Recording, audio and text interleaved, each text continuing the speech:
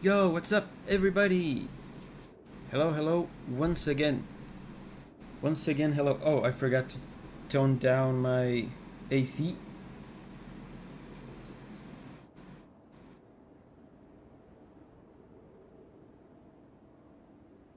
Shh. Yes, like this. Ibrahim is here. Oisin, Omerthian, Abkin, Yosu, Valid, Sarah. What is up, guys? We AR says we are reaching 700 with this one.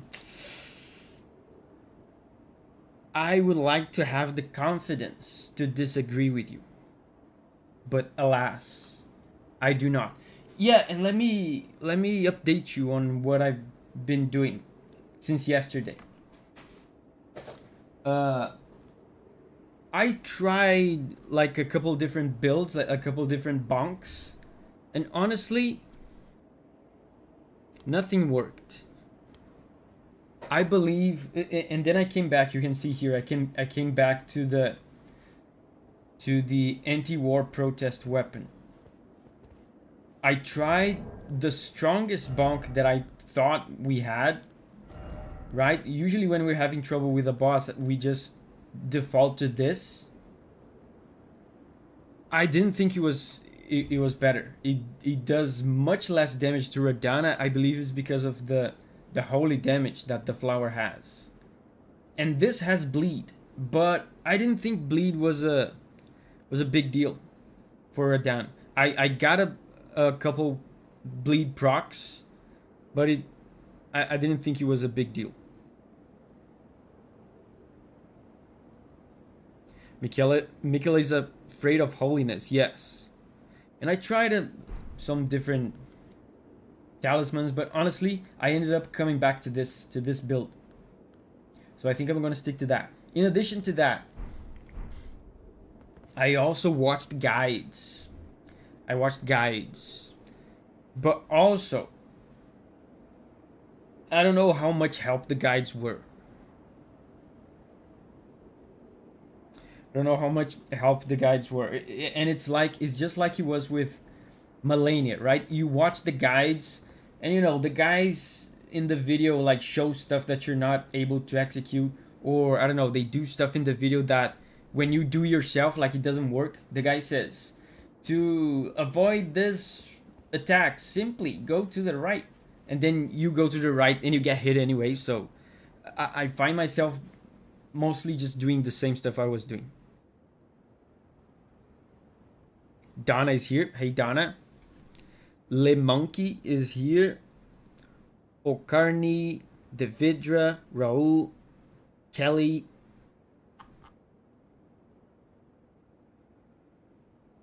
So, shall we start? Guys, shall we start today's stream? I wonder if it's going to be a long one or a short one. I wonder. So let's go. Let's buff.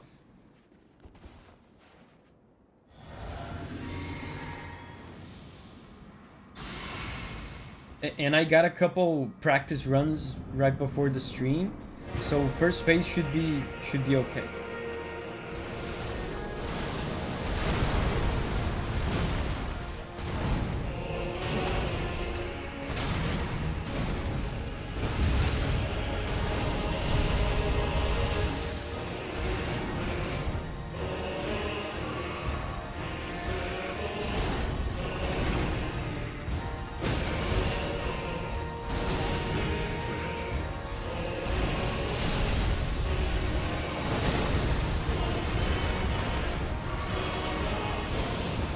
Okay, easy move.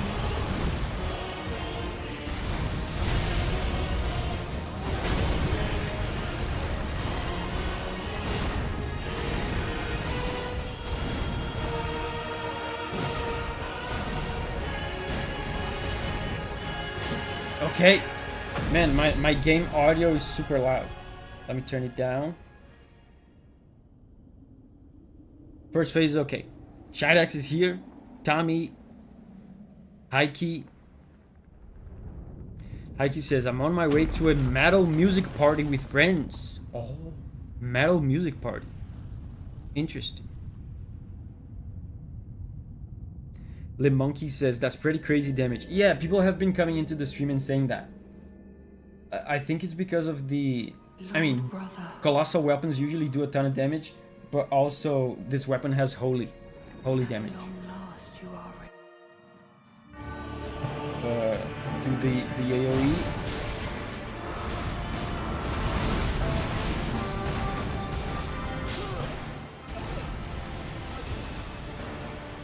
He didn't do the AoE. He bamboozled us. I didn't know he could do that. Bamboozled.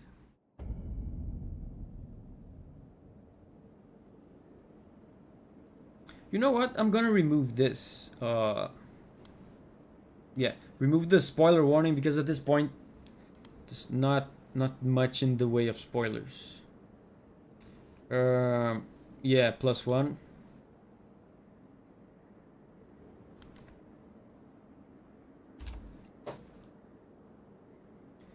Do you want a simple trick to avoid his attack? Sure.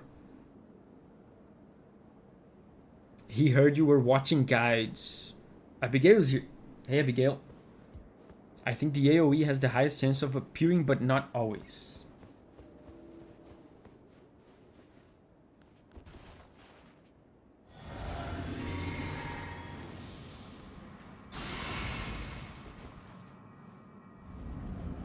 Let's go. Anti-war protest. We're here in the name of love.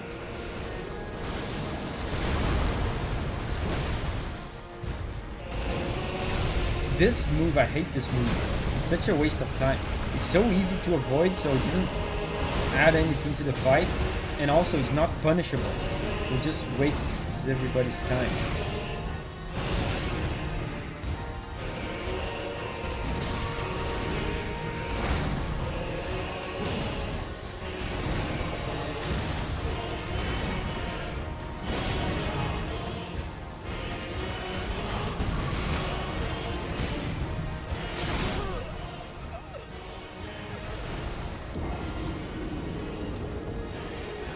Cameron is here too. Hey, Cameron.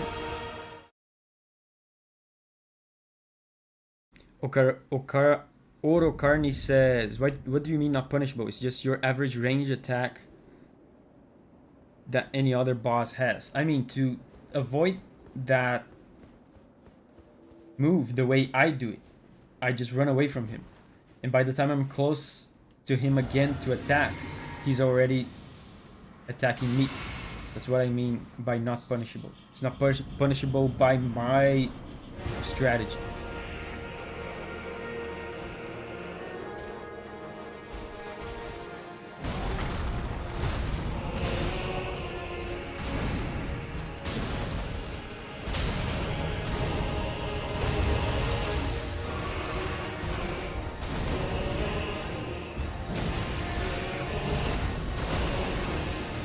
This is easy.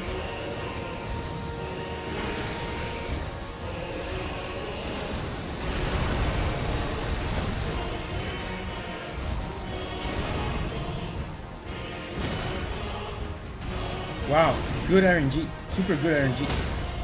And that was a stagger too. The video says, I have no tips to share. I want Davi to endure the full Radahn experience. Someone was saying something about... Oh, Le Monkey says, dodging left consistently allows you to avoid the light afterward, like 9 out of 10 times. Interesting. You can roll the initial pull for the annoying attack. Yeah, I know that. But I haven't been able to figure out the tell for that yet. Sometimes I confuse it with the Beyblade gravity attack. Okay, do the, for the love of God. Yes, do the AoE.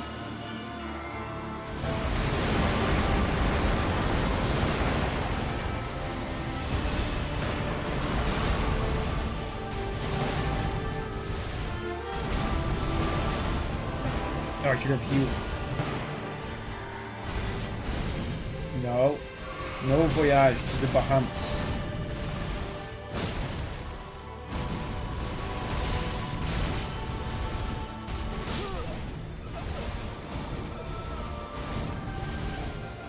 So rolling into him, not away. Did Davi beat the hardest boss in the DLC? Is this one, Sarah? Is this one? We're still beating him.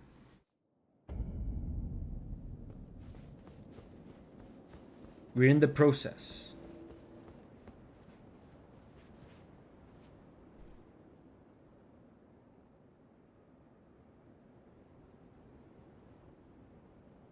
Raul says, you're doing fine. It took me 15 hours.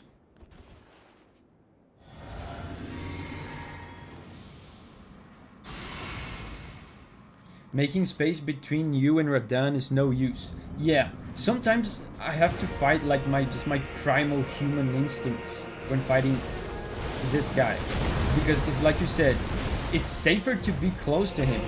But that's counterintuitive. When you're looking to get some space to heal, you usually like just instinctively try to run away. And that was I believe that was a flawless first phase, right? No damage. Yeah, AoE.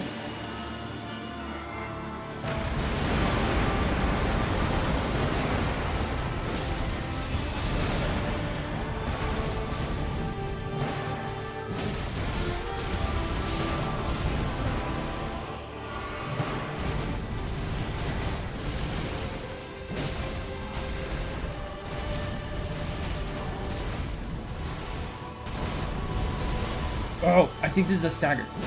Oh, he wasn't. Stagger.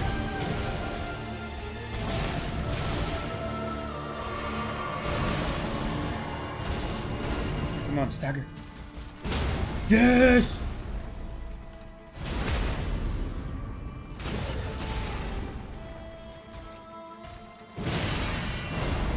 What is this?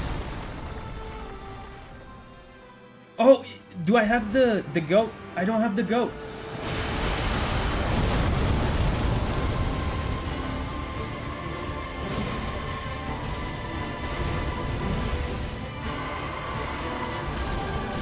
Oh my god.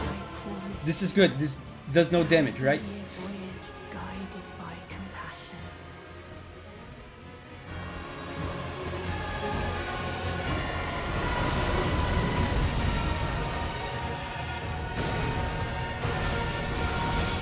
Are you? Oh my god. I got nervous. I got nervous. Guys, I got nervous.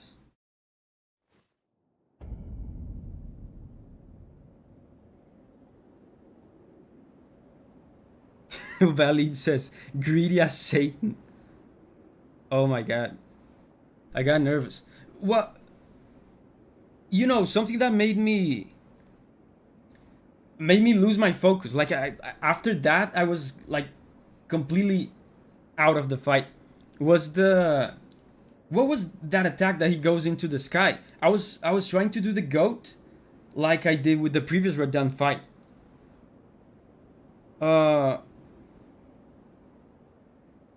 But there's no goat. So do I just run away? Classic Meteor. Yeah, but with the previous Radahn fight, you can't outrun it. You were trying to do the goat? Yes. You just run. Just run to the arena's edge.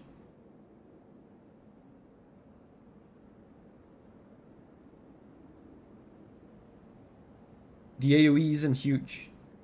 Your weapon deals really good damage. To be honest, this is a huge morale boost though. I feel like the RNG on that run was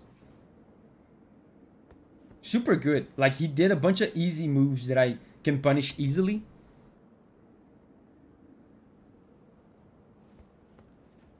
Well, we're clearly not very far from beating this. I honestly thought, I was worried that this was going to be like a long stream.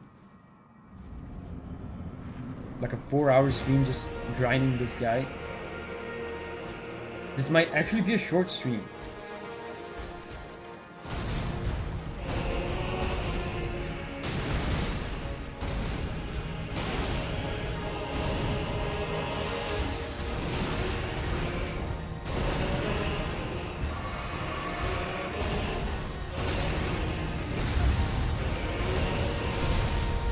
Oh, I rolled away from the graphic.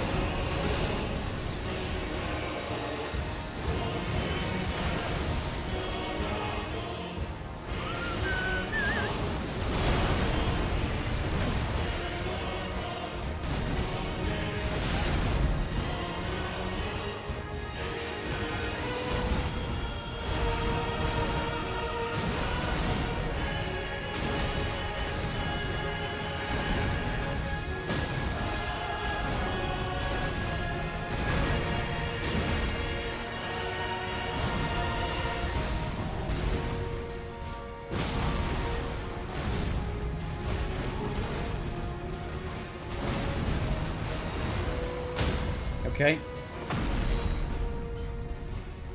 Imagine killing Radahn 10 minutes into the stream. Dodging this boss is so satisfying. Yeah, when you figure out the combos, it really is. There's some combos that he does that he doesn't do very often, that I'm still not used to them. Don't fully charge your R2s in phase 2. His downtime between combos is shorter, and he punishes you easily. There's some attacks in phase 2 where I can still get fully charged R2s. Some attacks. Like the Beyblade is one. The hug, the marketing hug, where she offers me a voyage to the Bahamas is another one.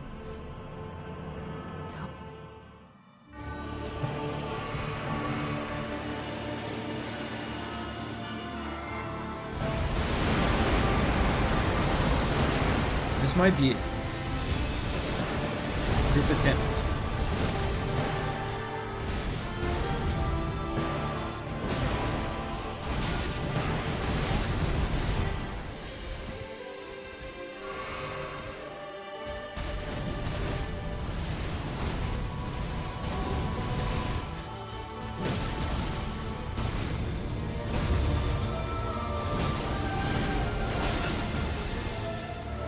This one,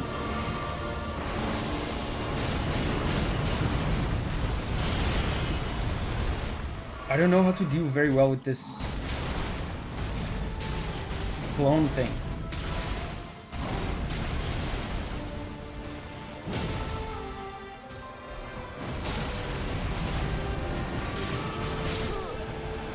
See, this is one of the combos where I'm not so sure.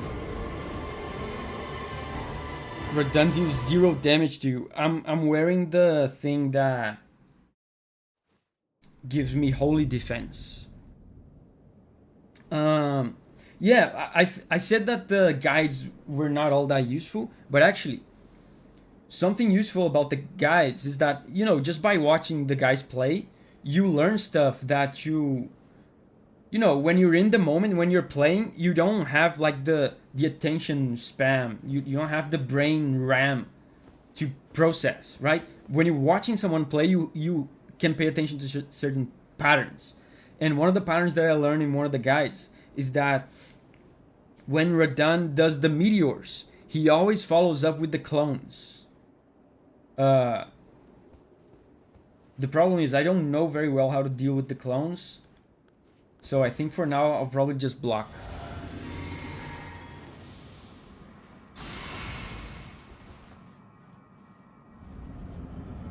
Oh, Oisin says +2. I'm forgetting the deaths.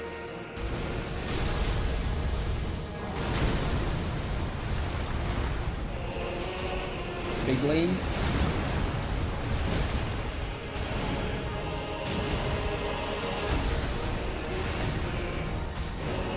This is his bread and butter combo, I feel like. It's pretty easy and he does it a lot.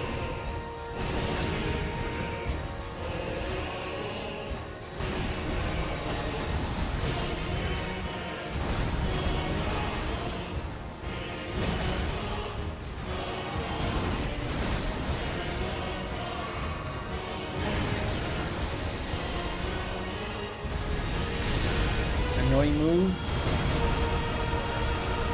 that I can't punish.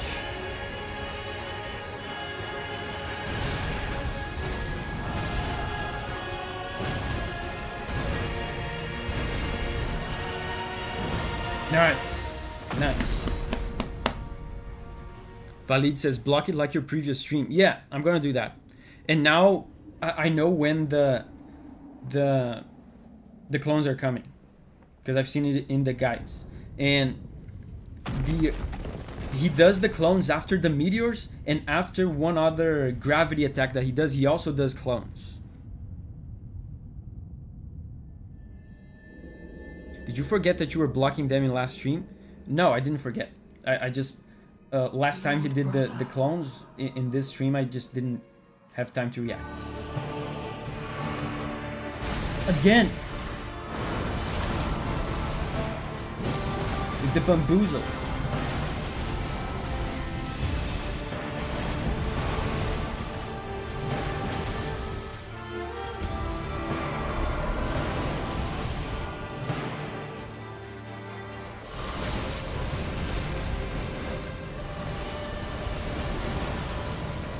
I don't know how I did that. Ooh!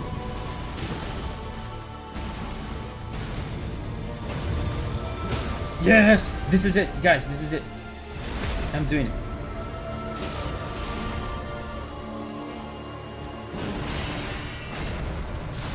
So, oh my god, I should have ran. Run. Oh, I ran out of stamina. Oh, it still didn't hit me. Good. Now the AoE. Guys, I think we got this.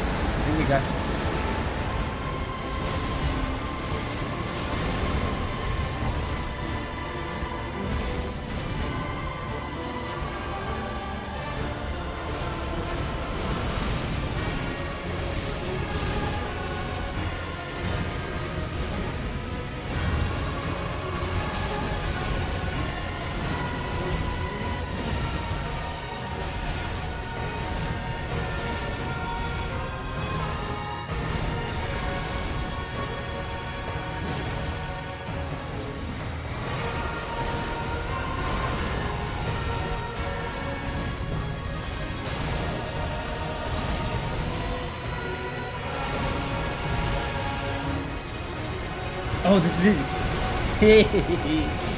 Oh my god. Bro. I did not expect it to be this soon. What do we do now? It's been like... How many deaths did I forget? I think it was 2. It's been like... 20 minutes. Man, this is a fun boss. And honestly... I want to say, easier than Malenia. Honestly, easier than Malenia. Did you beat all bosses? I think I beat all unique bosses, probably.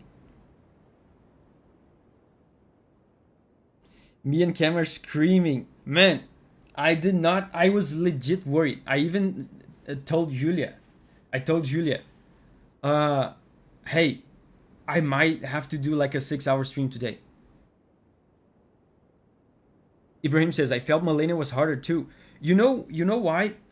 Because with Malenia, we were trying her for 4 hours.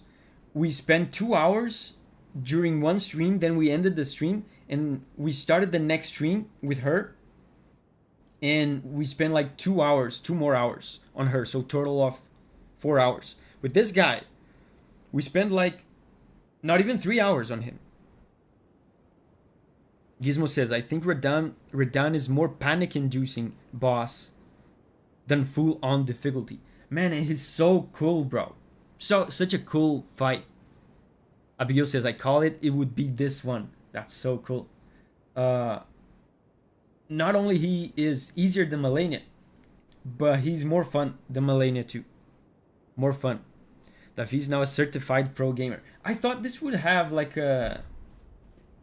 credits for the DLC. There's no credits.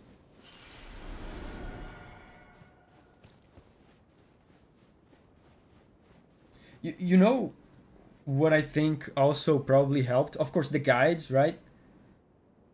Uh, but also like I'm fresh right now. Coming back to a boss like this fresh is really useful. DLC over. Okay. Is there anything over here? And we beat him. Let me remind you. We beat him with an instrument of love. We did an anti-war protest. Davi is tired of war, guys. You guys have been with me through this journey for 160 hours. You have seen Davi in his highest moments and in his lowest moments. You have witnessed Davi go through unemployment. Remember, he was trying to market his personal blacksmithing services. At one point, right, blacksmithing services, at one point, Davi said no. No to war. No to violence.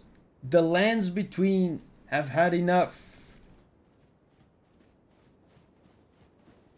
And so we beat a man to death with a beautiful flower. So there's nothing else here. Not even a grace.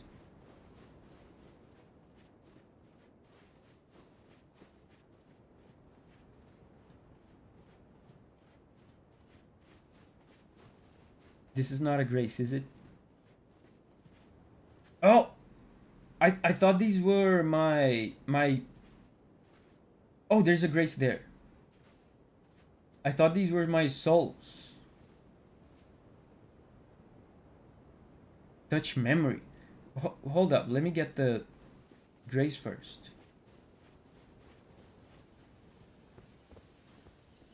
How many runes did that give me? 500,000. The flower is boss loot. Yeah, I killed a flower, I murdered a flower, and now I'm wielding its corpse, basically. Firstly, he had to be enlightened by the finger before love. Yeah, that's true. We were enlightened. We needed intelligence to understand the finger. What is this? Cutscene?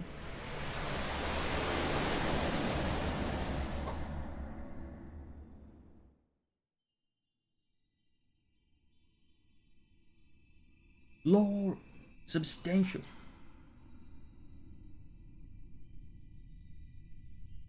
I'm going to be a god. Is that Mikola? If we honor our part of the vow.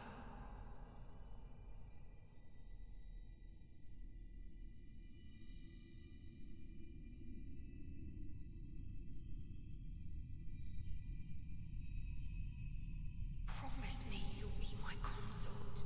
Oh, so Radahn is her brother. Interesting. He's referring to him as brother. I'll make the world a gentler place.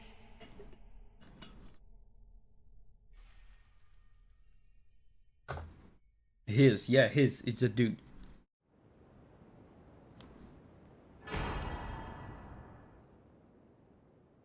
Circlet of Light. Let me read the lore. The circlet of light which adorned Mikola's head as he returned in divine aspect. Oh, so he abandoned his body, right, as he was doing through the whole DLC, and returned as a god. It has begun to fade into nothingness. Slightly boosts intelligence, faith, and arcane, while also boosting the power of Mikola's light. The circle was to be the very foundation upon which Miquela's Age of Compassion would be built, should it have ever come to pass. Yeah, he didn't, because we killed him.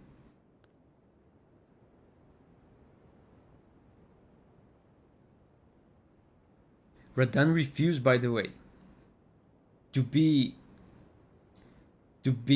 his consort. Then why were we fighting him if he refused?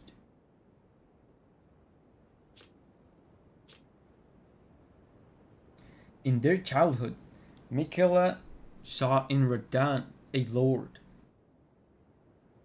His strength and his kindness that stood in stark contrast with their afflicted selves, and so Miquela made his heartfelt wish that Radahn would one day be his king consort. Interessant. Valid says he forced him after we killed him in base game. We helped Miquela. So he was using Radahn as a sort of puppet. Radahn was dead. Same as how he can mind control you with the grab. Oh, interesting. Let's level up. Wow, I was not expecting to beat him this quickly.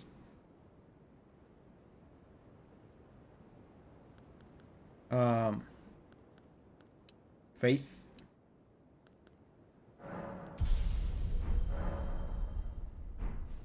Can I level up one more time?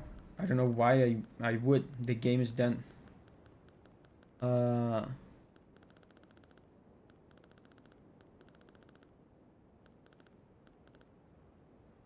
I don't have any more rune items.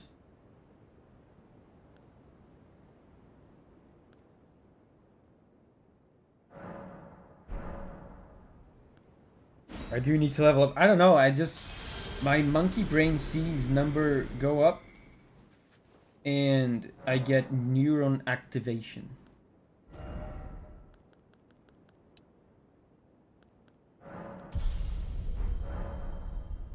Favorite from soft game? Mine is Sekiro. Zangetsu says I'm too late. Yeah, we beat him. We beat him pretty fast. Is there anything else cool to do? You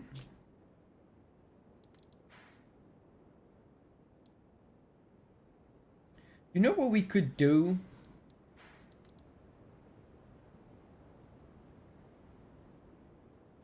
Critique the game pros and cons. I've done that. I've done that during the stream. I'll be just repeating myself. I mean, it's too early to end the stream.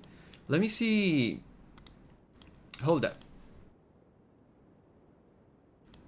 Hold up.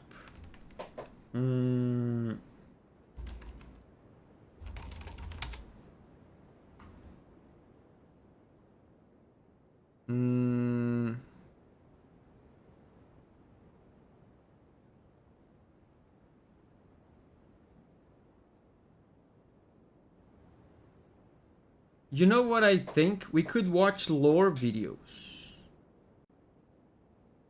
But, oh my god, there's like 13-hour lore videos. Isn't there like a... Is there an NPC in the arena? I didn't see anyone.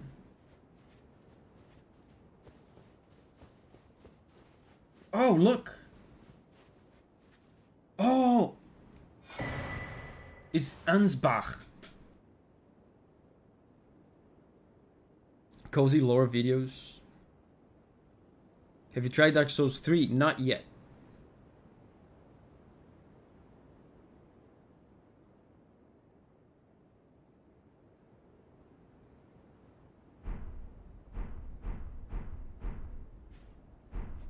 Let's read about this old man. The Iron Mask of Sir Ansbach, giving the appearance of a quiet, wise, old bearded man.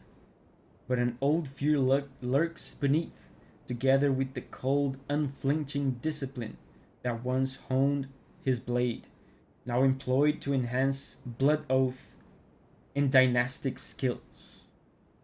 Interesting. What about trying PvP battles?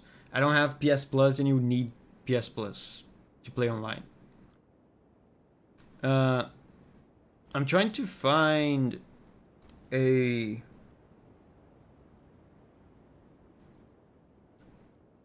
So the game is done, right? Let's watch some videos. I'm gonna go full Asmongold mode. And watch some lore videos. Let me set this up because I was not expecting to have to do this.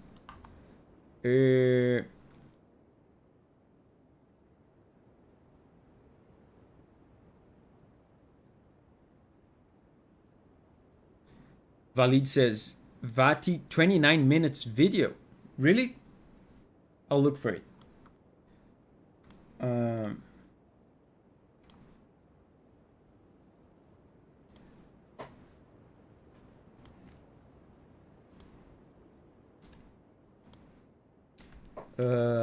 Elden Ring lore.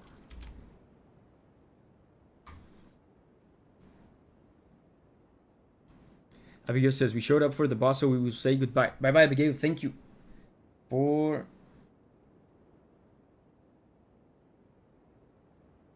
Oh, yeah, there's a 29-minute video. Elden Ring's lore explained. Okay, let's watch this one. I'm gonna put it on the screen for you guys. Hold up. Bye-bye, Abigail. Bye-bye, Cameron.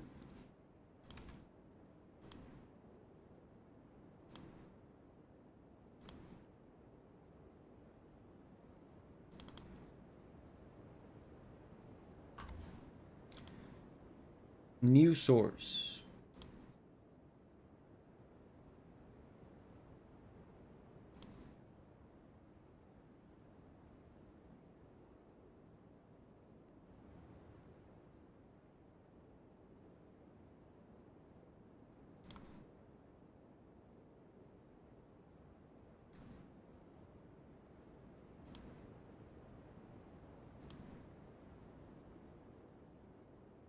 Add new source.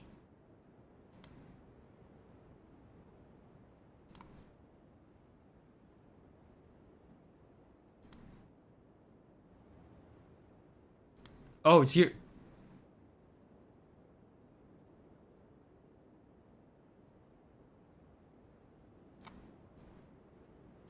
I'm gonna be on top. Yes.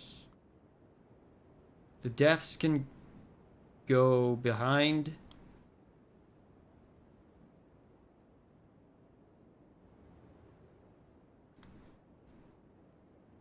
Okay, this is good. I do need... Hold up, the audio. You guys let me know if the audio is fine, if the audio is good. And by the way, we might get ads in this because I have YouTube Premium in my other account, but not on this one. Sir Pogzalot says, "Wowie, I get to watch YouTube on YouTube." Our story doesn't begin in the lands between. It begins in the cosmos, far away, with an outer god called the you guys are hearing it, right? There are a lot of Captain says audio is great. Yeah, audio is great for you, but not for me. I'm not hearing a thing. Hold up. Let me set this up.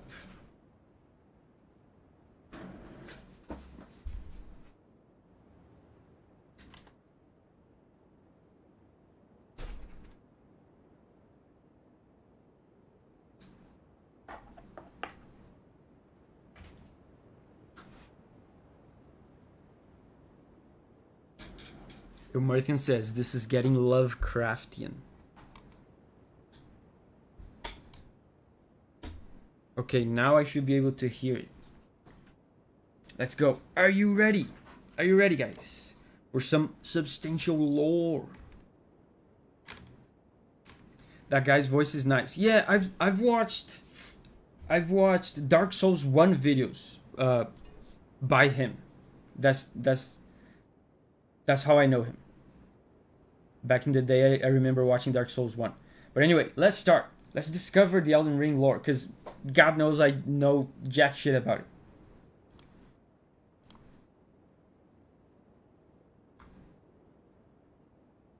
Mentioned in Elden Ring. You can think of these kind of like the Great Ones of Bloodborne. They're distant beings. They're all-powerful and they're quite unknowable by design.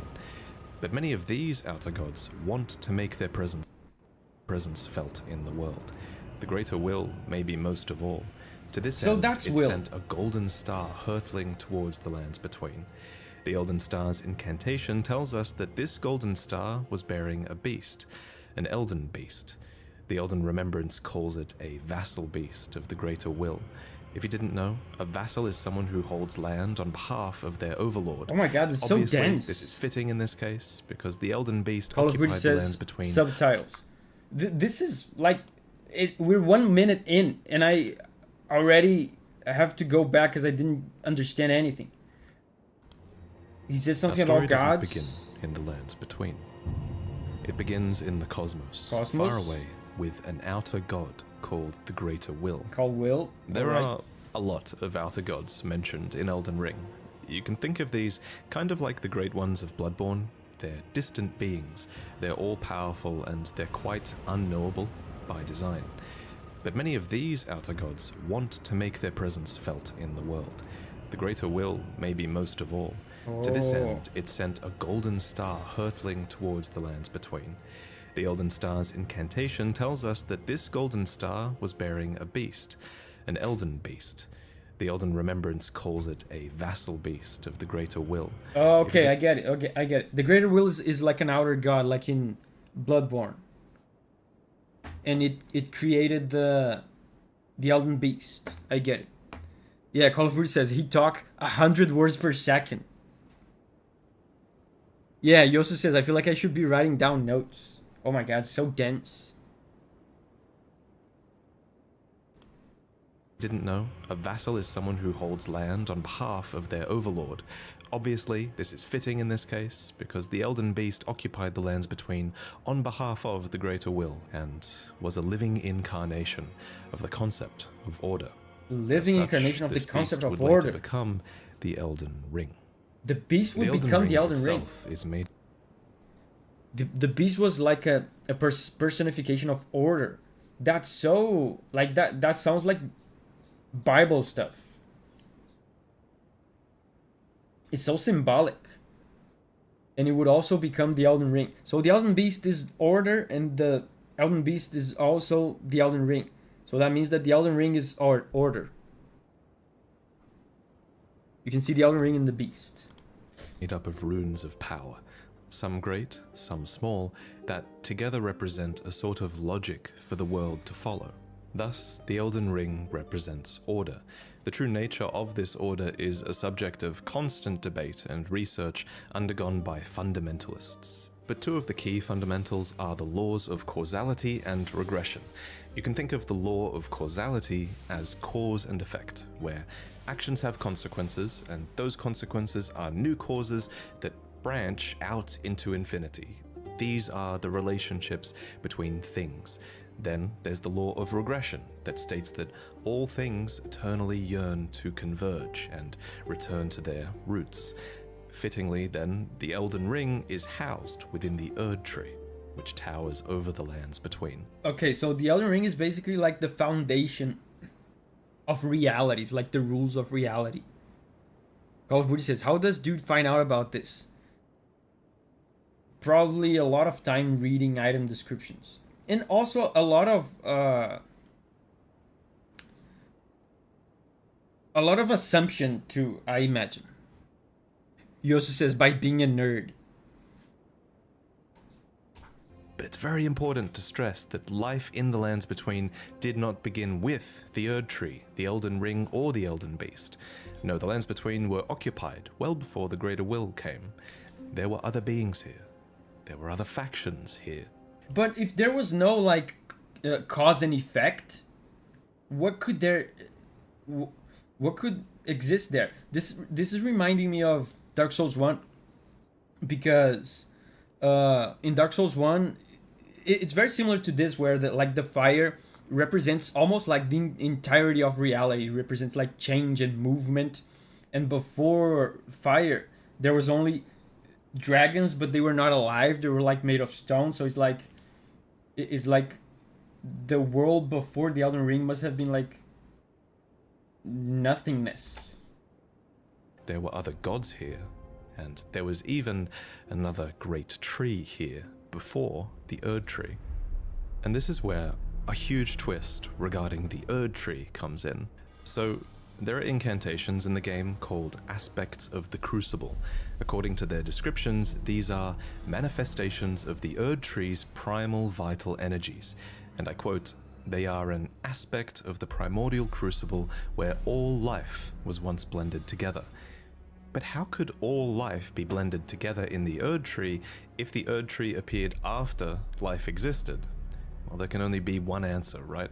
That the Erdtree is a parasite. What? It took over a tree that existed here before. This ancient tree was called the Great Tree.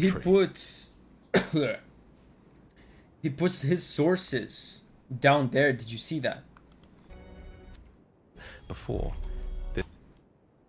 So it's kind of This ancient site, and it took over a tree that existed here before. source This crucible tree ancient helm. tree was called the Great Tree. So it's all So the Great item Tree descriptions. was almost certainly the location of this primordial crucible, and it must have been a very powerful primordial force for the Greater Will to have commandeered. It might even be the reason the Lands Between is important to the Greater Will in the first place. It also explains why spells and enemies related to the Great Tree's crucible would eventually be looked down upon. For example, the Knot Talisman is fashioned from a knotted vestige of the crucible, and it was considered a signifier of the divine in ancient times, but is now increasingly disdained as an impurity as civilization has advanced. Interesting. Enemies related to the crucible are the Omen, the Misbegotten, and the Crucible Knights, and all three of them would be shunned, enslaved, or imprisoned. Those who Interesting. speak for the Erdtree don't want you to know its roots, so to speak. Wow. According So to the it's spell, a protection of parasite. the Erdtree, in the beginning everything was in opposition to the Erdtree, but through countless victories in war, it became the embodiment of order. In Marika's own words, the Erdtree governs all. The choice is thine. Become one with the order, or divest thyself of it, to wallow at the fringes, a powerless upstart. But the Greater Will needed more than a big tree. It needed... Oh yeah, what about the fingers? What about the fingers? Man, that's already like, this is so dense. I feel like my cerebral frontal hypothalamus is expanding. You guys feel that? Is it just me? Gizmo says, though Marika had a big part in it too. Call of Duty says, I feel it. Yeah. Oh, Eva is here. Hey, Eva. Oh, I think you missed, Eva. You missed defeating Radahn. Doki says, that might be an aneurysm. So, Greater Will sends the Elden Beast. The Elden Beast is basically the Elden Ring. And is also a personification of just order, just like reality and metaphysics. And the Erdtree is a parasite that was that fed on a previous tree. There were other gods here before the Greater Will, and now we're gonna learn about the hairy fingers. Loyal agents in the Lands Between. To this end, it has the Two Fingers, who are its envoys. The Two Fingers heirloom has a weird picture of them, but it reads, of course, fingers cannot speak, yet these are eloquent. Persistently they wriggle, spelling out mysteries in the air. Thus did we gain the words of our faith. These words are interpreted by the finger readers.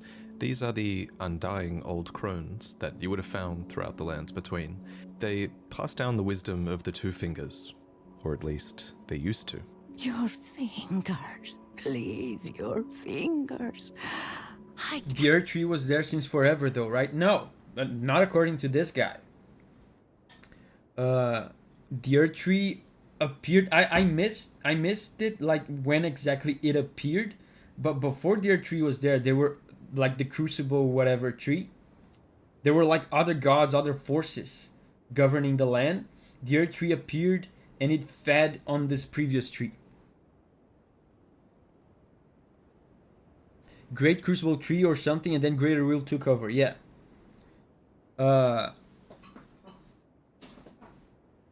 Yeah, now fingers. Fingers are an envoy of the Greater Will as well.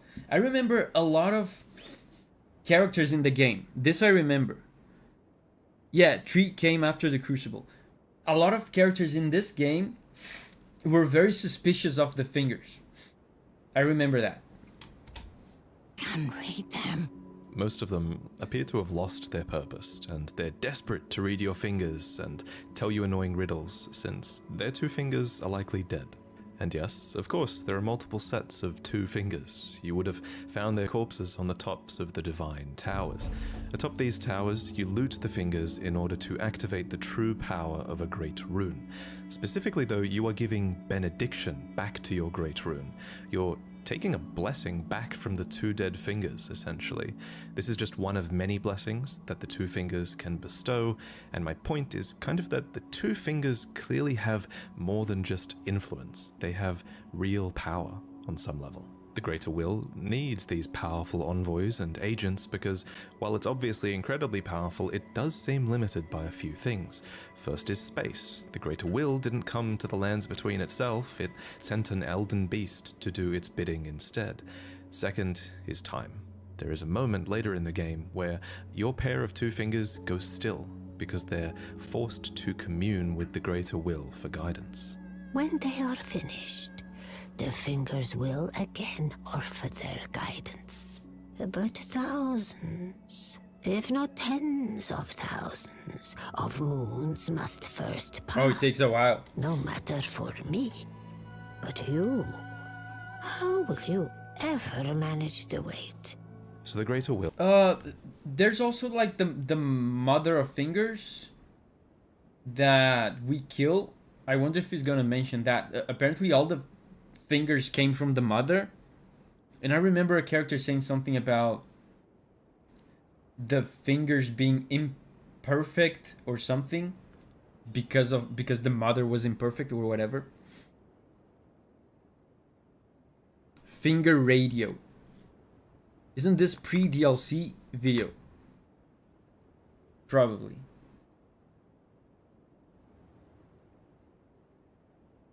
Yeah. The end of the video is the end of base game. Yeah, this video was before the DLC. Will needs a physical manifestation of order. It needs envoys to convey its will, but what it also needs is a god. Introducing Marika the Eternal. Oh. I have this utterly enormous mind map of Elden Ring's lore, and there's a reason she's at the center. She's essentially the equivalent of Gwyn from Dark Souls. Bro! Except... Have you guys watched the video, the music video on the main channel this week? Did you watch it?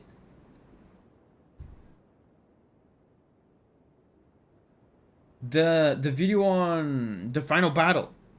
Yeah, Eva says yes. Remember when I said that, like I didn't know, like I had no idea, but I said like that Marika thematically must be related to Gwyn in some way because of the pling pling plong.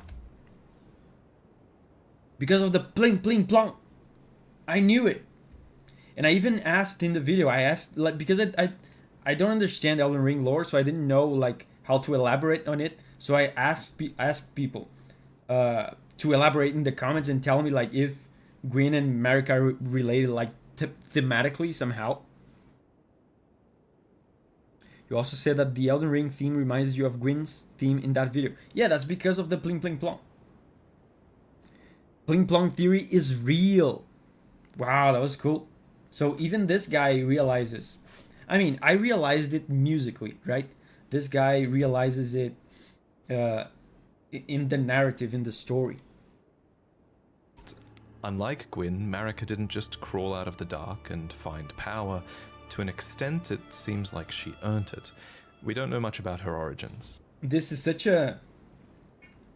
I wonder if George R.R. Martin is responsible for this imagery of Marika, because this is extremely Christian, not because of only because of the crucifixion, but also look how she has her torso impaled. That is also biblical. And we know that George R.R. Martin loves to like reference actual real history in his fiction, right? Doesn't he look like Jesus? Except that she is of the Numen race, which is actually an origin that you can choose in the character selection screen. Numen come from outside the lands between, and are supposed descendants of denizens of another world, long-lived but seldom born. At some point, Marika was chosen as an Empyrean. What is Empyrean? What is an Empyrean? Well, an Empyrean is a being chosen by the Fingers as a candidate for godhood. As an Empyrean, Marika received the aid of a shadow to do her bidding. So what is a shadow? Well, it's a wolf, shadow-bound to its Empyrean by the two fingers. Lunar Princess Rani is another example of an Empyrean with a shadow-bound beast. Yeah. You would have met Blythe. These creatures are the Empyrean's very own shadow. They are completely loyal to their needs and, by definition, incapable of treachery. Marika's shadow was a beast called Malakath. Every Empyrean uses their shadow in different ways, but Marika's sole need of her shadow was as a vessel to lock away destined death. What is that? So what Like at every minute he mentions like 12 words that are familiar to me from the game, but I have no clue what they mean. What is destined death? AR says the crucifixion, blasphemous snake, mode the devil. Yeah. Lots of biblical imagery.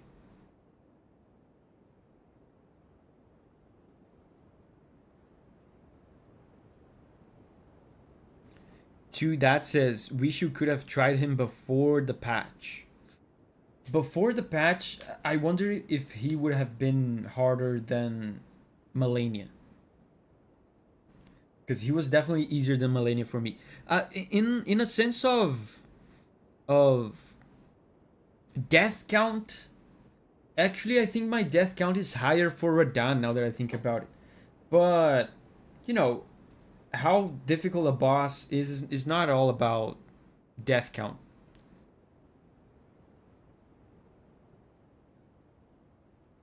Iris says, damn, I missed Davi beating Radahn. You can watch the VOD later.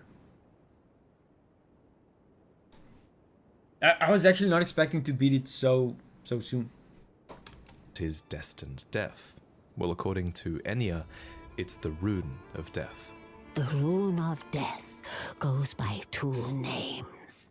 The other is Destined Death. We mentioned earlier that the Elden Ring is made up of runes, and Yes. at some point, maybe when she was chosen as a god, Marika plucked the Rune of Death from the Elden Ring.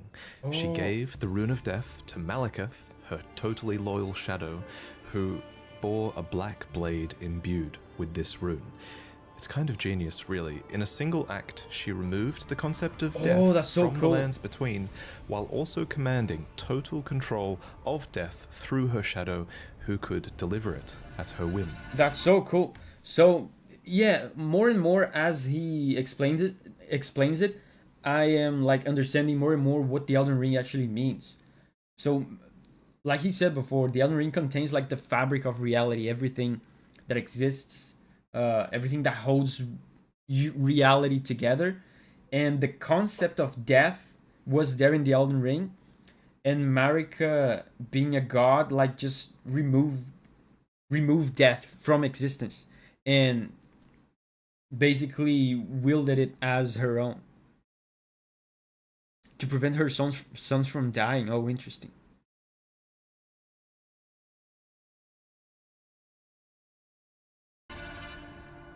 Now, some of you might be asking, if death is removed from the lands between, how come I can kill this dog?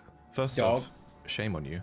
Second, from a lore point of view, that dog isn't really dead. It's simply in the process of its spirit, or its soul, returning to the Erdtree. Catacomb dungeons, for example, are specifically constructed near the roots of the Great Tree for this reason, so that the Erdtree can reabsorb their ashes back into it. This process replaced the concept of a death that you were destined to have, but this random spirit outside of a catacomb dungeon says it best.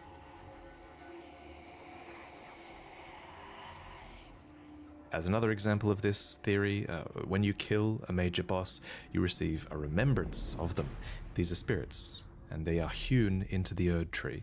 In this way, thanks to the Erdtree's grace, their spirits are immortalized, in a sense.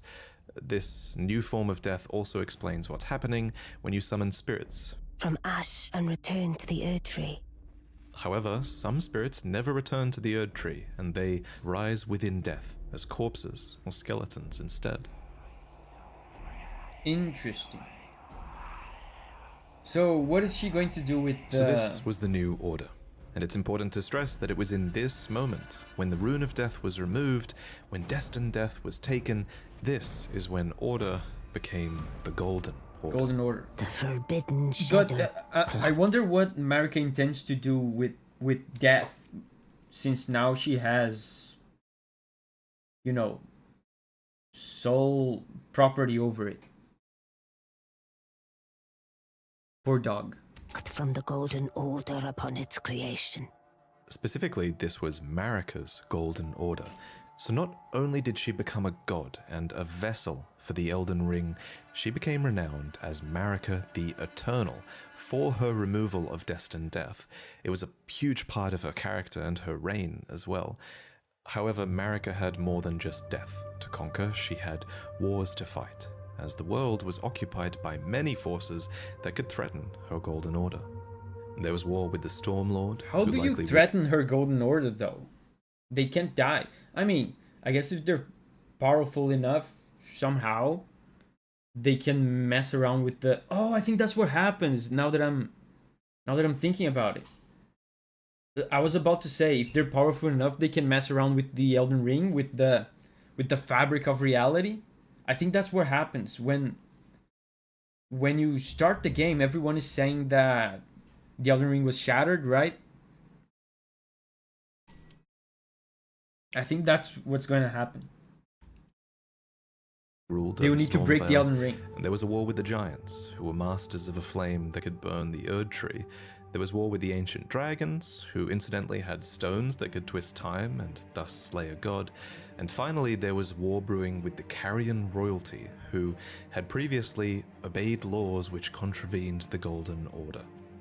Thus, sort of similar to how the Greater Will needed an Empyrean to enforce its will, Marika herself needed someone to wage war. So, there was to be a husband, he was a the consort, an Elden Lord. What's his name again? The man I forget. chosen was Horalu, a ferocious warrior who became known as the Lord of the Battlefield. His crown was warranted with strength, and while it was for this strength that Marika married him, he was also required to take a vow to conduct himself as a lord, to suppress the ceaseless lust. Yeah, I remember this. This I know. This you could discover this. I think it was with his remembrance. The wolf or whatever it is, the lion would suppress like his savagery. Eva says likely spoilers, but she knew that there were gods before her and that the greater will can choose another person. Oh yeah, that's a way. Yeah, I forgot for a second that she was a vassal to the greater will. So yeah, the greater will can threaten her order. She is lesser than the greater will. She won a history to stop. Bergen says the guy. Yeah, I always refer to this guy as the guy because he's, just a guy. In this game you fight like crazy dragons and otherworldly like Lovecraftian finger creatures, and then there's just a guy with axe. Guy with axe. Raged within, Horaloo took the beast regent Sarosh upon his back. You'll notice this is another example of a beast being given for the purpose of serving order. Thus, in this moment, he went from being Horaloo, warrior, to Godfrey, the first Elden Lord, consort to Queen Marika, and a certified demigod. Godfrey and Marika had 3 demigod children together. There was Godwyn the Golden, who you saw being killed in the opening trailer. Godwyn. And there were also the reviled Omen. Godwyn the Golden. Do we encounter this guy in the game? Twins. Being killed in the opening trailer. Do we see this guy in the game, Godwyn the Golden? Sarah is leaving. Bye-bye, Sarah. Valid says no. AR says kind of. Paragon says yes and no. Oh, we see his corpse. Eva says we met him as a giant oyster merman. Oh, he's the big mermaid dude in the underground. Oh, wow. You see him, but not in that humanoid form. Trailer, and there were also the reviled Omen twins, Morgoth, who guards the Erdtree, and Mohg, who became Lord of Blood. You might think... Why is Morgoth so monster-like in his appearance? If he's the son of Marika with... Guy. Tree, there were also the reviled Omen twins, Morgoth, who guards the Erdtree, and Mohg, who became Lord Mohg as well of is Blood. very monster-like. You might think that Godric was another demigod child, but he actually wasn't. Instead, he was probably descended from Godwyn. Okay. Anyway, we'll talk... Bad bloodline, curse. There's a video on that as well. Yeah, I mean, there's a ton of, like, hours-long videos on Elden Ring lore. I'm assuming, like, this is like a summary of it. He's not gonna explain every single thing. Talk about the demigods more in detail in another video, so subscribe for that. But for now, just know that Godfrey and his offspring were the first demigods, henceforth known as the Golden Lineage. In his wars, Godfrey led his 16 Crucible Knights into battle, who were named so for they fought with the primordial powers of the Erdtree.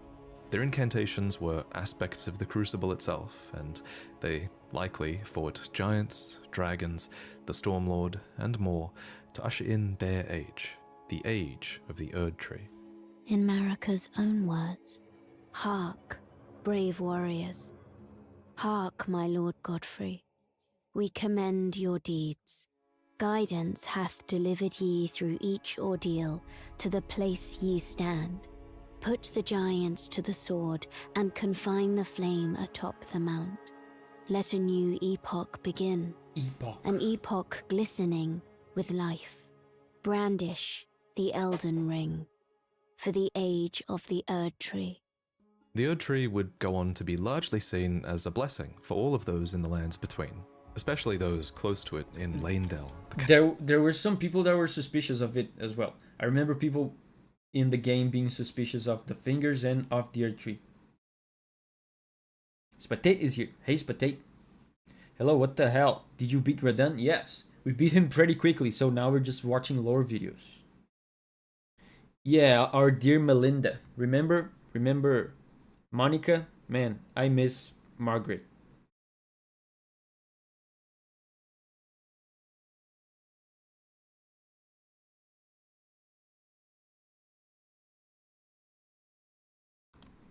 Capital city of the Erdtree, the tree bestowed blessings. For example, the dew that dropped from its branches were like jewels. It loomed overhead as a constant reminder of order, and its roots reached far and wide, relieving many of the burden of death. In fact, Erdtree burial was one of the highest honors a hero could receive. One by one, the previous factions of the world fell. The giants were put to the sword, and their fell god was killed by Marika herself. The ancient dragons broke down the walls of Lanedale, but met fierce retaliation, However, I think the House of the Erdtree encountered the most trouble against the land to their southwest, Leonia.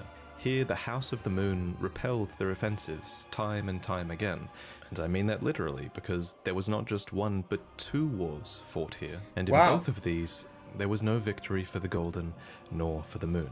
And I suspect it was probably because of these lobsters.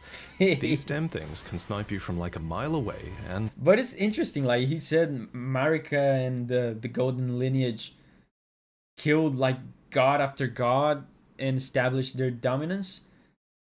But in Liurnia, as far as I know, was there a god here for them to fight? It was just a bunch of magical dudes. Were the magical dudes that strong? And it's bullshit. Actually, it was probably because of the Carrier Knights, who, according to their weapons, were able to wield sorceress battle skills, and despite numbering fewer than 20, this power made them a match for even the champions of gold in battle. Number fewer than 20. How couldn't Godwin the Golden Chad beat the magical dudes? Yeah, and 20 magical dudes. So 20 magical dudes are stronger than God. Interesting.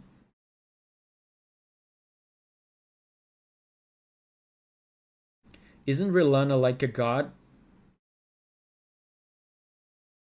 I don't know. I mean, yeah, I don't know. She's a strong boss in the game. I don't know if in the lore she's a god. Let's see. Maybe he will mention that. Battle. These enchanted knights were anointed by the Lunar Queen, a young astrologer who went on to establish the House of Caria as royalty in this land. She's not a god, she's just a nerd. With her bewitching lunar magic, she won over the Academy of Raya Lucaria, where glintstone sorcery was studied, and united the Carian royal family and the learned scholars of Raya Lucaria defended their home from the golden aggressors. That's At the impressive. head of this great golden army was Radahn. Lord Radahn was a great... I thought he was going to say the head of this academy was the Turtle Pope. Eva says, Rilana is not a god, but she has an outer god on her side. She's just a random nerd, yeah. Champion, possessed of flowing red locks. He came to these lands at the head of a great golden host. When he met Lady Renala in battle. These two champions clashed, fell in love, and joined their houses. Radahn once cleansed himself with celestial dew. Wait, who? Repented He just brought up Radahn out of nowhere. his territory one host. The golden aggressors. Yeah. At the head of this great golden army was Radahn. Okay, Radahn was on Marika's side. He was the head of the Golden Army against Raya Lucaria. And then he fell in love with Rilana. Possessed of flowing red locks. He came to these lands at the head of a great golden host. When he met Lady Renala in battle. These two champions clashed, fell in love, and joined their houses. Radahn once cleansed himself with celestial dew, repented his territorial aggressions, and swore his love to Renala. The order of the Erdtree and the fate of the moon were conjoined. Oh. And all the wounds of war forgiven. Oh, how nice. You might... So the war was resolved by love and not by conquer. Yeah, Radahn was Marika's husband.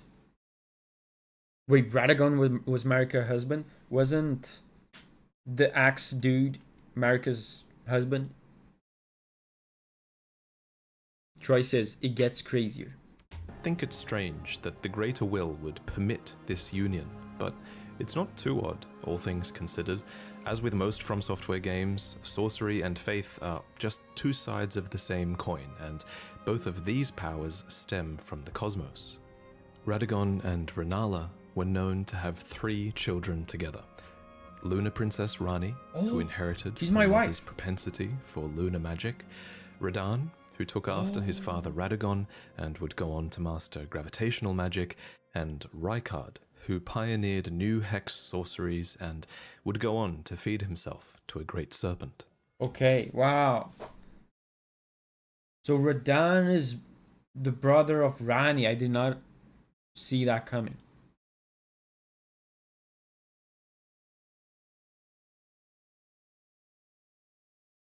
Marika had many husbands, even married herself.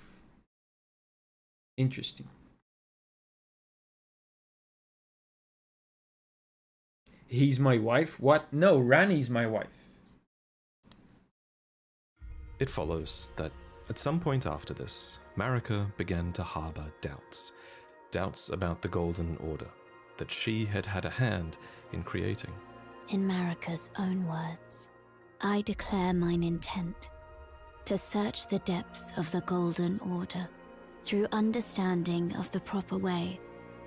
Our faith, our grace is increased. Those blissful early days of blind belief are long past. My comrades, why must ye falter? And it's at this point that we should talk about Marika's motivations, her character. This is surely going to be one of those huge points of debate in the coming years, but Right. for now, my working theory is that she wanted to discover the truth behind order and the truth behind the greater will, and she believed that bonds had to be broken so that they could be better understood. She believed that there was great meaning to be found in hardship. Queen Marika has high hopes for us, that we continue to struggle, unto eternity. For Lord Godfrey, his struggle ended at the end of his campaigns. According to his armor, he led the war against the giants, faced the Storm Lord alone, and then there came a moment when his last worthy enemy fell, and it was then, as the story is told, that the hue of Lord Godfrey's eyes faded. In truth, he was robbed of his grace. Then Marika sent him away. My lord, and thy warriors, I divest each of thee of thy grace. With thine eyes dimmed, ye will be driven from the lands between. Ye will wage war in a land afar, where ye will live and die. This Wow. became So basically, Marika felt like the Golden Order was kind of senseless because there was no hardship, there was no death, there's no struggle. So she became bothered by that and removed the grace from her people and sent them away to struggle to death. Yeah, that was rude, pretty rude.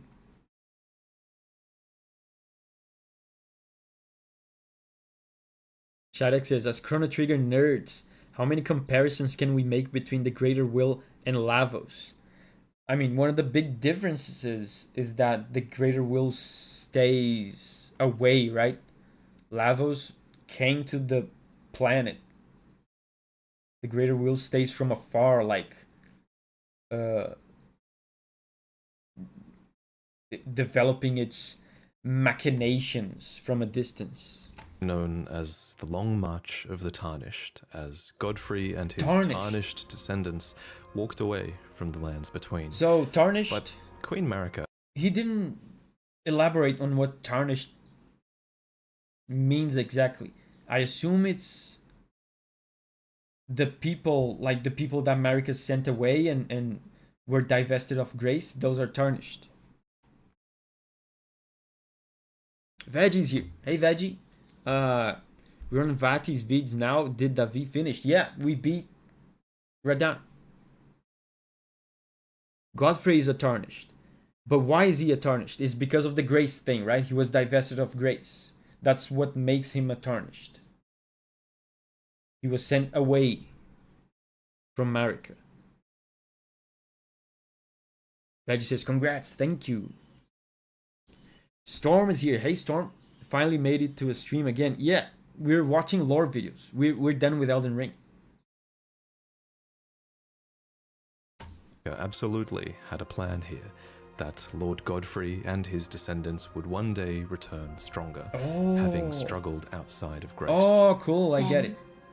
After thy death, I will give back what I once claimed, return to the lands between, wage war, and brandish the Elden Ring, grow strong in the face of death. Ah, interesting. Warriors of my lord, Lord Godfrey. Soon after, she found a new husband. Either that or a new husband was found for her. When Godfrey, first Elden Lord, was hounded from the lands between, Radahn left Rennala to return to the Erdtree capital, becoming Queen Marika's second husband. I remember and king that. consort. I remember that. I remember reading about that in quest in item descriptions. He left Rellana and she was like devastated. She became like depressed, and he became the husband of Marika. Storm says, very nice. What's your thoughts on the DLC? The DLC is much better than the base game, I think. I think the base game is too long. It has too much filler. The DLC is more straightforward. Things matter more in the DLC. The bosses are better. They're like less annoying bosses. The bosses are better. There are less copy-paste content in the DLC. I think that if the base game was more like the DLC, even in terms of quantity, in terms of size, if the main game was smaller, more like the DLC in terms of size, I think it would be a better game. AR says, I love the DLC map layout. It encouraged exploration. Yeah, and the exploration was more meaningful. Yeah, so now Radahn is Marika's second husband. Taking the title of Second Elden Lord. The mystery endures to this day as to why Lord Radahn would cast Lady Rennala aside, and moreover, why a mere champion would be chosen for the seat of Elden Lord. Maybe Marika was Whatever the hotter. case, as a part of this union, Radagon's prior 3 children with Rennala became demigod stepchildren, granted grace thanks to their new family tree. Rennala was broken by this. Yeah, I remember So was her country, Leonia. The Queen's set reads, when Rennala, head of both the Academy of Raya Lucaria Oh, this is my hat. and the Carian royal family, lost her husband Radahn, her heart went along with him. And then those at the Academy realized that Rennala was no champion. Yeah, after all. I told you, In the she's wake just of a nerd. Radagon's betrayal and Rennala's poor judgment, Leonia struggled with civil war, with the Academy of Raya Lucaria on one side and the Carian royals on the other. And it's here, during the age of the Erdtree, that Lunar Princess Ranni, daughter of Rennala and Radahn, stole a fragment of the Rune of Death. Oh, the Rune of Death was with Malekith, though. Wait, let me go back. Ranni stole... It happened. And Radahn Oh, that Lunar Princess Ranni, daughter of Rennala and Radahn, stole a fragment of the Rune of Death. oh, okay, so Ranni stole it. Ranni stole it. Interesting. And now Ranni is a demigod, because she is now... She's now a stepchild of a god. Interesting.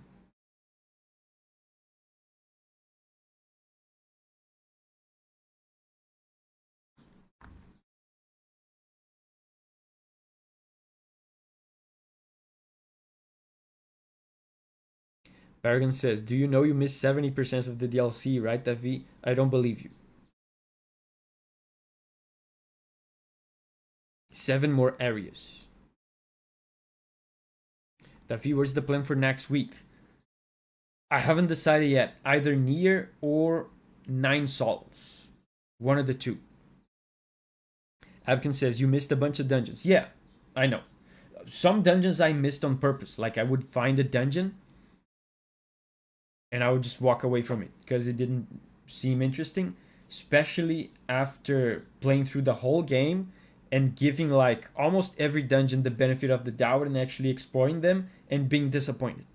That's what I'm talking about, the base game being full of filler. It happened during the golden age of the Erdtree, long before the shattering of the Elden Ring. Someone stole a fragment of the Rune of Death from Malekith, From the Black Malekith? Blade. What was he doing? Was he taking a nap or something? How does that happen? How do you steal a Rune of Death from a shadow of a god? As mentioned previously, Malekith was Marika's shadow, and he had sealed destined death in a black blade. Right. Then a fragment, only a fragment, of this Rune of Death was stolen. Oh. And once this happened, Malekith went a step further in protecting destined death. He bound the blade within his own flesh, such that none might rob death ever again. It was too late, however. This fragment of the Rune of Death was used immediately, that night, to kill a demigod, Marika's own son, Godwyn the Golden. Oh, that's the guy. That's the fish guy, right? Cole says, "Did you fight Midra?" Yes. Storm says, Yoko Taro teased that there will be a new Nier game announced this year.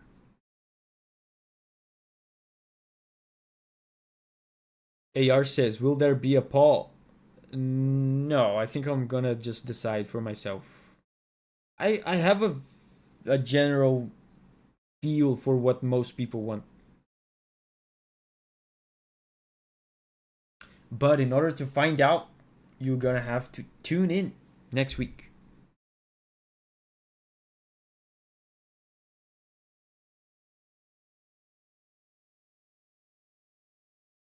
Yeah, the fish guy. So the same night that she stole death, or a fragment of death, she killed Fish Guy. Fish Guy is not related to her, right? Fish Guy is not related to Rani. Because Rani is the daughter of Renala with Radahn. And Fish Guy is the son of Marika with Axe Dude. So they're not related at all. Her brother, I mean, if you consider the thing where Radahn and Marika are the same, then yes, it's like her stepbrother.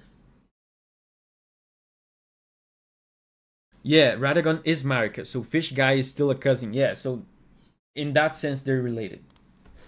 That was the first recorded death of a demigod in all history, and it became the catalyst.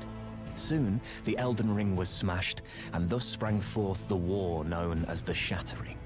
Now, there is a lot of really credible evidence that Marika was behind this plot to have a fragment of the Rune of Death stolen. Really? There's also a ton of evidence that Marika is behind the entirety of your Tarnished quest, but we'll talk about that in another video. For now, all you really need to know, in terms of the timeline at least, is this. After the marriage of Marika and Radahn, and after a fragment of the Rune of Death was stolen, Marika went on to shatter the Elden Ring. She did and it. Radahn attempted to repair it, to no avail. The Elden You Ring can, had been... and by the way, if you didn't watch this week's video on the main channel, on the final battle of Elden Ring, you can actually literally hear that happening. The shattering of the Elden Ring and Radahn attempting to repair it, you can hear it in the final battle theme. Yeah, you can hear it. So she shattered the Elden Ring herself. That's interesting. So she was really dissatisfied for some reason with the Golden Order. Yeah. Bling blong.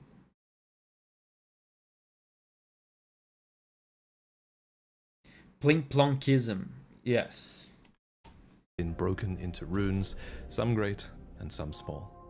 You know, it's said that Lord Radahn harbored a secret. Oh. A famed sculptor of the Erdtree capital was once summoned to render Lord Radaghan's likeness in giant stature, when he glimpsed the skeleton in Radaghan's closet. And as such, it's said the great statue harbors his secret too. Of course, the huge twist in Elden Ring is that Radahn is Marika, or depending on what you believe, he became her, for she knew it was going to happen. In Marika's own words, O Radahn, leal hound of the Golden Order, thou art yet to become me. Thou art yet to become a god. Let us be shattered, both. Mine other self. You can tell when... So they're different people. It's not like it's not like it's Marika like pretending to be someone else so she can like further her own agenda. They're actually different people. That's what I get from this. They're different people that for some reason share the same body. Lawken is leaving. Bye bye, Lawken. There are two people in a single body.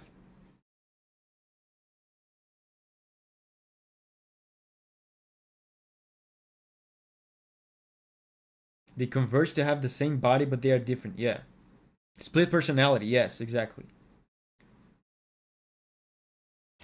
Hold on.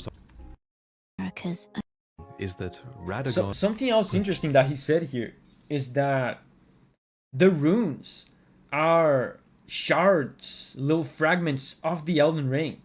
I didn't know that. The runes that you collect, the small ones and the big ones, are shards, are fragments of the Elden Ring. 2. Of course, the huge twist in Elden Ring is that Radahn is Marika, or depending on what you believe, he became her, for she knew it was going to happen.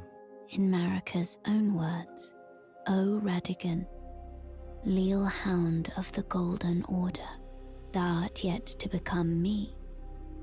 Thou art yet to become a god. Let us be shattered, both. Mine other self. You can tell when From Software is keeping something a little bit open-ended, and of everything in Elden Ring's lore, this will also go on to be one of the biggest unknowns as we move forward. For example, the wording, thou art yet to become me, reinforces that Marika and Radahn were two separate entities before the shattering. However, in contrast, there is also evidence that Radahn was always part of Marika. For example, Enya says that the demigods are each and all the direct offspring of Queen Marika. But how can this be if Radahn married Renala and had those demigod children?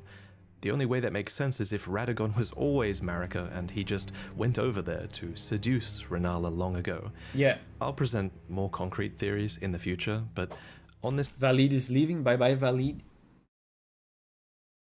Sir Poxalot said, dude, I knew that and I know nothing about this game. You can tell by their arcs that they fit the design. You're talking about Marika and Radahn? Yeah, I remember like knowing absolutely nothing about the lore. When I fought Radahn in the base game, I was like confused that at one point he had boobs and then in the next moment he didn't. I could tell like there was something going on with like a split personality thing. Oh, the runes. You're talking about the runes. I don't know. Maybe I knew that, but I forgot. But to me, when he said it, I was like, whoa, that makes sense. Oh, you're talking about the geometry of the runes. Some of them are arcs. I never put 2 and 2 together. Again, maybe I knew that at some point, I just forgot.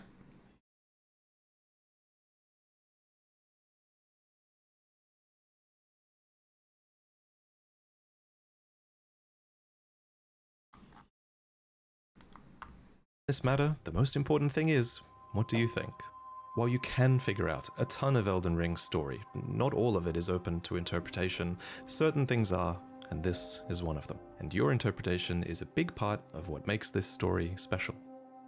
At any rate, the union of Radahn and Marika seems to be a union of two fundamental opposing laws of the Golden Yeah, Order. it must be like We some mentioned huge these symbolic laws thing. earlier, actually.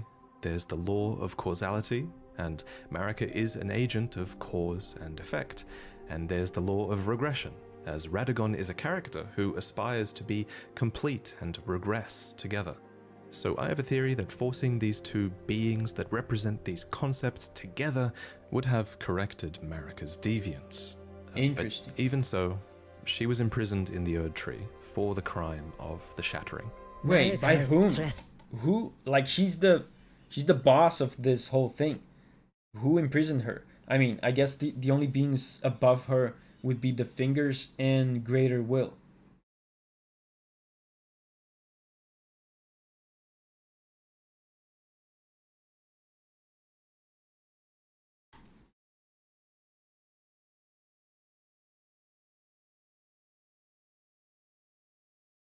Pass demanded a heavy sentence. Greater Will. Yeah, but like Greater Will is like it doesn't have like a physical presence in the lands between. So who like physically imprisoned her? But even in shackles, she remains a god and the vision's vessel. The conjoined Radahn and Marika even had two demigod children of their own, Mikola and Millennia. These Wait. two children were born. Hold up. Say that again. Shackles, she remains a god and the vision's vessel. The conjoined Radahn and Marika even had two demigod children of Oh. their own, Mikola and Millennia. These two children were born afflicted. Mikola was cursed with eternal childhood, and Millennia harbored a horrific rot within. Even so, these two children were both chosen as Empyreans. They were immensely sacred beings and eligible to inherit godhood from. So both have the same body, but they managed to have kids. How's that work? And Jeanette. Thank you, and Jeanette, for the support. Paragon has transcended humanity and became an OST. An outstanding supporter of the transmission. How do you feel, Paragon? You're green again. Alkin I don't want the details. Yeah, it's probably best if we don't know. From the greater will. These two children were both chosen as Empyreans. Okay. They were immensely sacred beings and eligible to inherit godhood from the greater will. Perhaps the greater will was just desperate to find a worthy successor, and indeed in the Shattering War to come, many would try to claim the shards of the Elden Ring, Yes. and they would try to take the throne, including, of course, the Tarnished, who returned from their long march at long last, which we'll talk about in the next main lore video. I should probably also mention here that if you become a patron, you'll see upcoming lore videos early, as that's one of the rewards you get if you pledge to the $3 tier. And if you think my Early? channel really adds a lot of value to the Souls games for you to the point where you pledge $20, then in this new tier you'll receive a new mug every 3 months Wow. that has a unique design on it to do with the Every game's 3 From months? software. There are 4 to collect. The first one you'll get is inspired by Dark Souls, then Elden Ring, then Sekiro, and finally Bloodborne. And they all have fantastic art that I worked on with an amazing artist named Chu. But anyway, I figured this is the right place to end this video because the Dovey information face here mug. is gonna be overwhelming. I bet it probably was I'm too gonna do overwhelming. something like this guy. That was a good idea. You know what? You guys that are members, every couple months, if you become a member, I'm gonna give you a mug, and it's gonna be a Dovey face mug. But you know, you're gonna receive the same mug every couple months. Okay? I'm gonna do like this guy is good. This guy is good with business. I'm gonna do like he does. He sends a mug every few months to his people. I'm gonna do the same. But I don't have time to keep designing new mugs all the time. You know, I'm busy. So I'm just gonna send the same Dovey face mug every time. Sir Pogzalot has transcended humanity 13 months ago. I'm leaving to make pizza now. Okay, bye bye, Sir Pogzalot. Thank you for 13 months of support. Eva says, nice, I'll take the entire stock. Imagine like you're having 12 mugs, one side by side to the other, with the Davi face. Who wouldn't want that?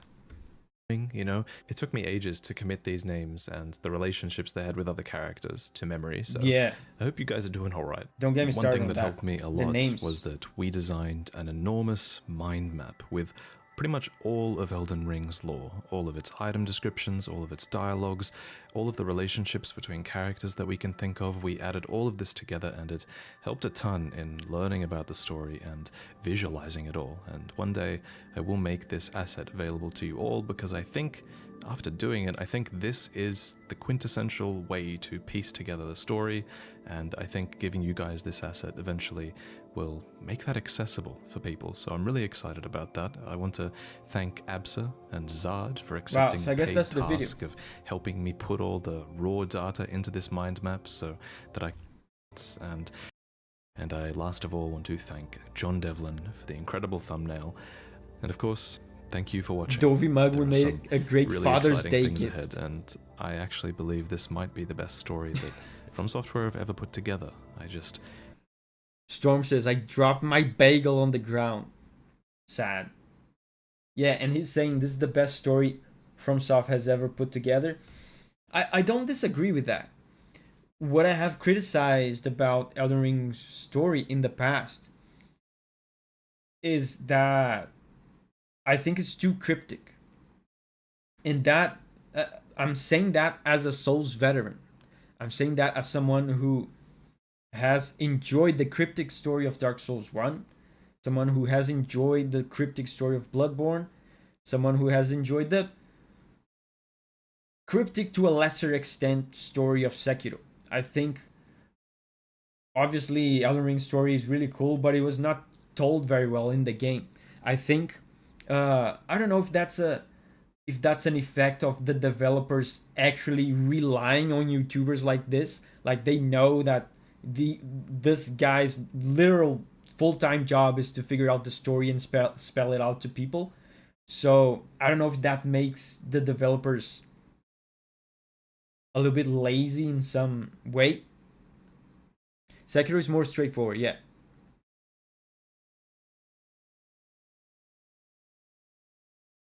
The worst part of the story is the quantity of the letter M, yeah, and the quantity of the letter G, and the quantity of the letter R.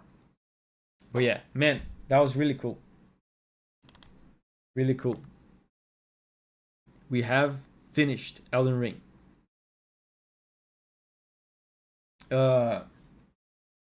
Guys, this is the end. We're done. I'm gonna end the stream now. So, thank you very much for hanging out with me. Man, what a moment. What a historical moment to finish our Elden Ring series in the channel. What a legendary series. 29 episodes. Thank you guys for being here for the entirety of it. A lot of you guys have been watching since the beginning. Yeah, Troy says it's been fun. Ibrahim says thanks for the stream. It was really fun, says Doki. He also says very cool. So now we're ready for a new journey through either Nine Souls or Nier. In order to find out, you have to tune in next week. Let's do this again on next Friday. Okay, guys, thank you very much for all the support, for all the viewership. It's really cool that we can do a long series like this and like have people watching. It's really cool. So it's time to say goodbye to me in the chat so I can say bye right back to you. Bye-bye Eva, Yosu, Abken, Oisin, AR, Zarex, Serpog, Storm, Paragon, Prince Ari, Abken, Shidax, Troy, Enginet, Celeste, Tommy, Yosu, Doki. Bye-bye guys. Thank you. Let's do this again next week. Bye-bye.